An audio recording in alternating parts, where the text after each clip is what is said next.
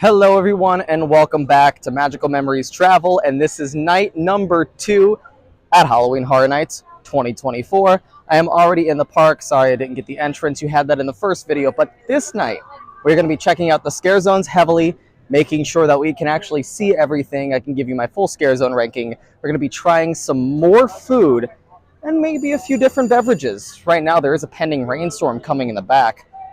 It's Florida. What do you expect? So I will see you guys once I get into Stay and Scream. Also, if you want more content just like this, some more travel videos, any awesome reviews of anything, please make sure to like, comment, subscribe, hit that notification button, and follow me on all social media at magical.memories.travel. I am currently inside the Finnegan's bar. This is where you can go for Stay and Scream. Little Horror Nights pro tip: if you want to bring like a Coke or a Pepsi or something, make sure it's sealed. I brought in a Red Bull, got a double shot of vodka and Red Bull just to start my night. You can bring in your own mixer, just make sure it's not like one giant container. And you know what? Double shot, there's only like $19.17. I know it's a lot for a double shot of Tito's, but hey, for a little pick-me-up at the start of Horror Nights, not bad. So this is how they do the line. You can get a little wristband, which is here. So they let you know that you are here for Horror Nights, and they have several lines set up so that everyone gets a spot at the bar. So the Stay and Scream area for Finnegan's and the other Stay and Scream area, which is over by Lombard's Landing, that's where you're going to sign in. That's over in the San Francisco area across from the exit of Fast and the Furious. They both open at 3:30. If you can get there early enough like I did, you can grab a table inside of Finnegan's to wait for a little bit. But the first two houses that are going to open up at 5:15 are going to be A Quiet Place and Ghostbusters. The third house to open up, which is at 5:30, that's going to be A Quiet Place. If you can get here early enough, you can line up and knock out those three houses and then head straight to the back of the park, because those houses open around 5:45 to 6:30 before anybody else gets in the park. So if you have a day ticket, definitely utilize Stay and Scream. I cannot stress that enough. My second time through Insidious was even better than the first. I knew where the scares were coming from though, so Insidious did get me the first night. It didn't get me the second night, but it's still at the top of the list as number 1 for me. This house was so well put together, it's not even funny. So definitely make sure you go through Insidious. Second time through Ghostbusters, there were a lot of holes, a lot of missing scare actors, but I do have to say it was better the second time through. I will give my final ranking once the night is over, but Ghostbusters is now up there again for me. Now we are headed into A Quiet Place. I couldn't be more excited for this house. This one is still top 3 for me, and I know it will stay top 3. 1 for the scares, 2 just for the puppetry alone. A Quiet Place Part 2. Okay, A Quiet Place is now neck and neck with Slaughter Cinema. I do have to say, because a second time through, I was able to notice a lot more. It is Part 1 and Part 2, so you will have to watch A Quiet Place Part 1 and Part 2 just to understand the house a little bit more, but it is still absolutely phenomenal. 10 out of 10 as far as a Horror Nights house with puppets goes. The last house I think that was this good with puppets was definitely American Werewolf in London. I'm sorry, Alien vs. Predator, but you did make the cut. Now we are headed in to Monstros, the Monsters of Latin America. This is still in my top 6 houses, or top 7. I can't remember my ranking from a few days ago. I'm sure it will definitely change as far as tonight is concerned, but it is still very early. It's 6:15, and we are now going through our 4th house of the night, so that's 4 out of 10. We are making very good time. Second time through Monstros, I am definitely putting Monstros at number 4 over Eternal Bloodlines as of right now, because my second time through was phenomenal. I noticed a lot more through that house a second time than the first time. The depictions of all of the Latin American folklore was fantastic. So, Monstros, you guys got it for me. Number 4. So this is really fun. At the back of the HHN bar, we have some scare actors that you can get a photo op with from Major Sweets. Looking good. We have from Slaughter Cinema 2, amazing. Monstros, the monsters of Latin America.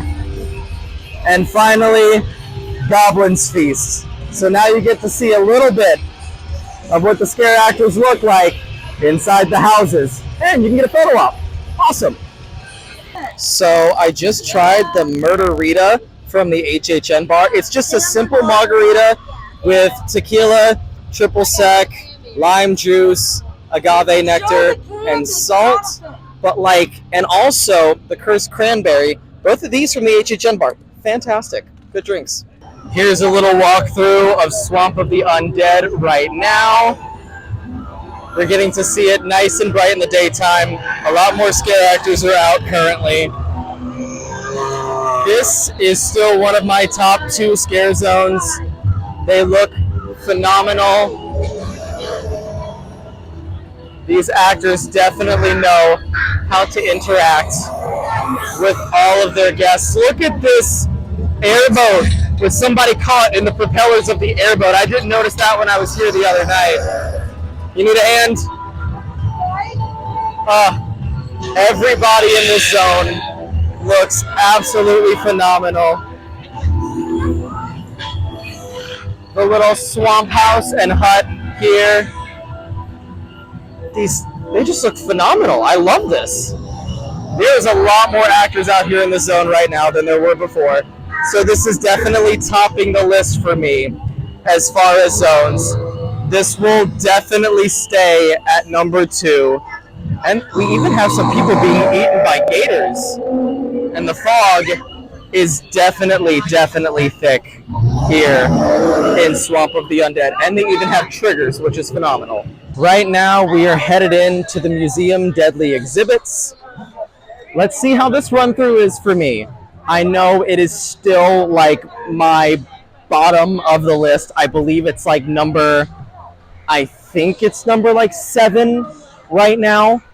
Either number 7 or 8. I still can't forget my ranking or can't remember my ranking at the current moment, but maybe this might change it for me. I'm always hopeful. Always have an open mind whenever you walk through a house at Horror Nights. This is just how I feel personally, and everybody is entitled to their own opinions. So if you like a house over what I like, then that is your house.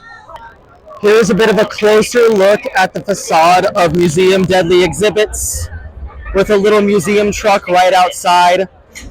I have a lot more thoughts about this house my second time through. And my thoughts are, this just shot up to number 5, replacing Ghostbusters, because I was able to understand just a lot more going through the house the second time than I did the first time. The way they depict the rotting stone actually coming to life from the start of the house to the end of the house. This is actually a very good original house. So this gets number 5. About to hit my second time through Slaughter Cinema 2, and I couldn't be more excited because Slaughter Cinema 2 will always stay top 2 for me here at Horror Nights. Just the original iteration of the house was beautiful. If you've been through the original, come through Slaughter Cinema 2. You'll notice the little nods and references, but this time they have amped it up times 10. My second time through Slaughter Cinema 2 was even better than the first time. There is so much to look at and so much to notice. I definitely noticed a lot more the second time than my first time through the house. You guys are going to love this. Look up, look down, look around you, get distracted. It's what makes this house absolutely phenomenal.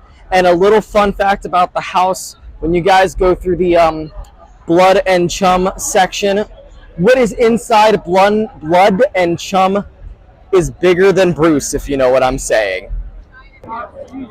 These lines are definitely going up right now, and it is only 8:39. It is Friday the 13th, so I did expect this. Right now we are in a 35-minute long line for Goblin's Feast, and Eternal Bloodlines is at a 50. A little walk through Swamp of the Undead at nighttime. They are pumping fog, water. It is very wet on the ground, so watch your feet. You may slip. But this is a very, very cool scare zone. And they have actors of just every different type.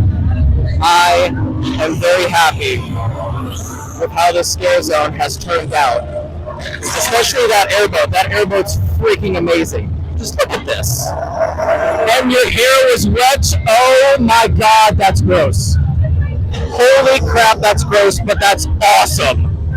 All right, so we now stopped at the Los Monstros cart, and we got the pork tortillas. I'm not going to say the name because I'm going to butcher this. This was $8.99. And we got the Depredora, which is the alcoholic drink. So we're going to see how this is. All right, we're going for the drink first. I'm going to read off the ingredients or kind of put them under here, but I believe this is like rum with some like spices in it. Oh my god. You know what? You're going to keep that on camera, and we're just going to hold this and try this.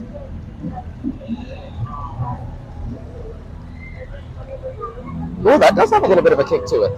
That's actually not half bad. It's got pomegranate seeds on top. $13.50 or like $4.39 if you do get the souvenir cup. So just pay for the souvenir cup right up front, and then you can refill this all night long. So the drink, very, very good. Now we've got the tortilla situation here. This is slow roasted mojo pork with chimichurri sauce. Or no, it's a mole sauce. Let's see this.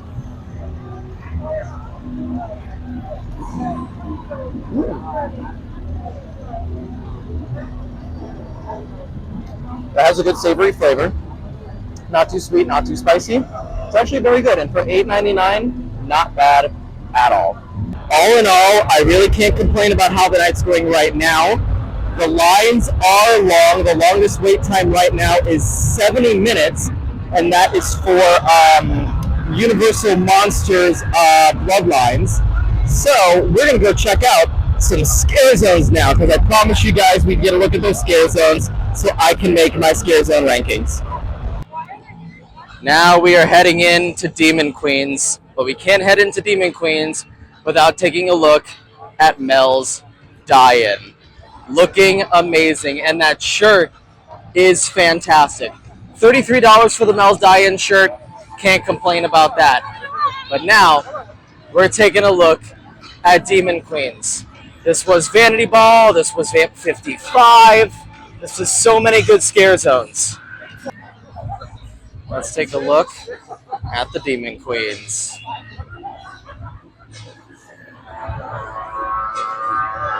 I am liking the costumes of Demon Queens so far. These are nice. Oh, that's awesome. And here are the props of the Demon Queen Scare Zone.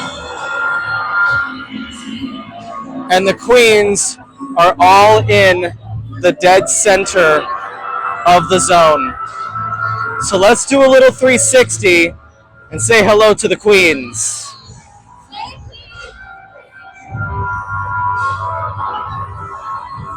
They are looking fantastic in all of their glory. Oh, hello. Yes. Yes, yes, all to the yes. Oh my god. Okay, this might have just shot up to number 2 for me.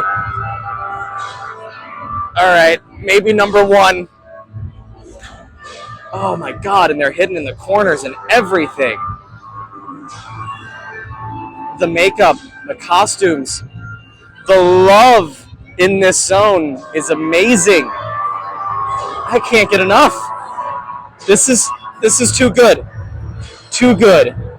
The variety of costumes, the variety of all of the different actors in here.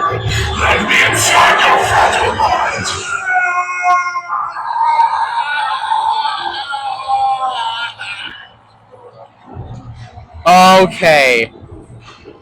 That was cool. That was really cool. This is definitely Surreal's Scare Zone, which is the psychological icon of this year, and Sinister is the more physical. I love the psychological horror aspect of this. This is a little something different. There's a hot set and a DJ booth out here right now. I'm not sure exactly. Oh, WYPO FM Orlando is broadcasting right now from Universal Orlando. That's cool. Now we have Duality of Fear. Chainsaws get people running. This is the Chainsaw Zone of the year. But it's a very interesting way the Scare Zone is set up. It's not like how it was advertised, where you walk through two different sections and you experience either sinister or surreal. They're normally up there, sitting there, but they're not. So you do have very, very interesting costumes, but this is the Chainsaw Zone of the year. Yeah, this is a number 5 for me. It's just Chainsaw. And that, folks, is a wrap on my second and last night at Halloween Horror Nights 2024. See you again next year in the fog. All right, I am out of the park and I am on City Walk right in the hub at the newly refurbished bathrooms right out here. Let's talk Scare Zones. Okay, I got to see all 5 Scare Zones. It's a bit of a toss-up for me right now because I think Swamp of the Undead shot all the way above Torture Faire for me. Just because, I mean, I'm from Louisiana and I'm 110% biased. But the costumes are cool. The effects are fantastic. I got whipped in the face by a scare actor's sopping wet hair. And that's what I think shot it up for me because the creep factor was just amazing. So Swamp of the Undead, definitely number 1. Torture Faire and Demon Queens are tied for number 2. And then number 3, it's got to be Blumhouse. And then Duality of Fear is just Chainsaws. That's it. It's Chainsaws. We've had Chainsaws at Horror Nights for years and years and years. Nothing's going to change. People are going to scream and run when you rev a chainsaw. That's it. So just a Chainsaw Scare Zone. But let's talk houses, because that did shift a little bit. I think A Quiet Place, after thinking about it, definitely shot for number 1. A Quiet Place is definitely better than Insidious. Slaughter Cinema is staying at number 2. Number 3 has to be Insidious. Number 4 for me, taking the time to think about it, number 4 is Monstrose. Number 5 is Deadly Exhibits. Deadly Exhibits went all the way back up there because they understood a lot more the second time walking through than the first time. The way they do the Rotting Stone, absolutely amazing. Number 6, gosh. I would have to say maybe Goblin's Feast, still, because of the sets. I mean, such big sets and such a small tent. They did a really good job. Number 7, gosh, let's see. Number 7, yeah, you know what? Number 6 and 7, they could be for a tie. Ghostbusters, big sets, fun house, not a lot of good scares. And then, I mean, Eternal Bloodlines, it's gotta be number 8, even though I didn't go through it.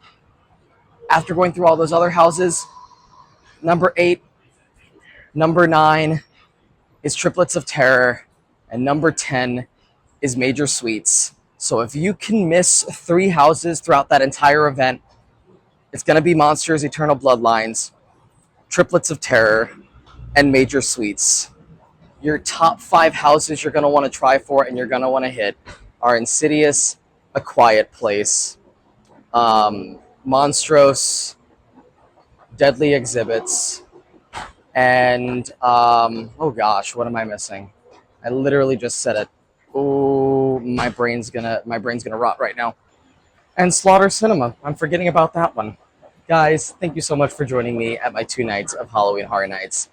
We will see you in the fog next year, and for more crazy and amazing events here in Florida. If you guys want more videos just like this, please make sure to like, comment, subscribe, share this with all of your friends. Follow me on social media at magical.memories.travel. Until next time, bye now.